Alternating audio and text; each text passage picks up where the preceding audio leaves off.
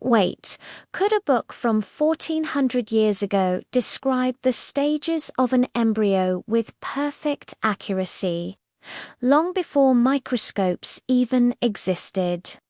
Science has just confirmed what might be one of the Quran's most stunning miracles: bones forming before flesh. You have to see this. Let's break it down. The Quran, in chapter 23, verses 12 to 14, outlines a clear sequence. It starts with a drop of fluid, which becomes an alaqah, then a mudghah, then bones are formed, and finally, those bones are clothed with flesh. For centuries, this was just a statement of faith.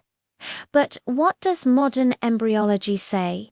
It's an exact match. Let's look at the term alaqah.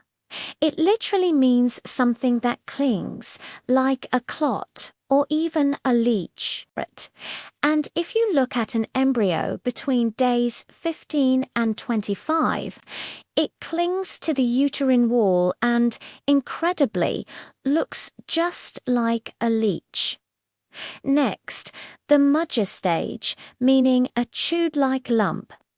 This perfectly describes the somite stage around the 4th week, where the embryo has toothmark-like segments. Then comes the most mind-blowing part. The Quran says bones were formed and then clothed with flesh. For a long time, scientists thought cartilage and muscle developed at the same time. But advanced microscopic studies have now proven that the embryonic skeleton made of cartilage forms first. Then the muscles develop and wrap around these cartilaginous bones. The Quran had the sequence right all along. How could anyone in the 7th century have known this detailed process, hidden deep within the womb, without any scientific instruments? We even asked an advanced AI to analyze this.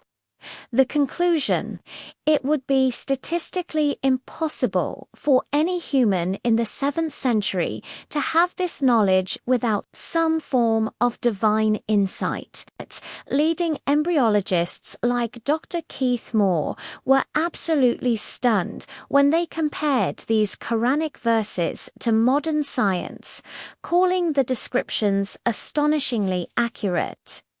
He stated that the classification of the embryo into these stages is based on easily understandable shapes and features that science only recognized much later.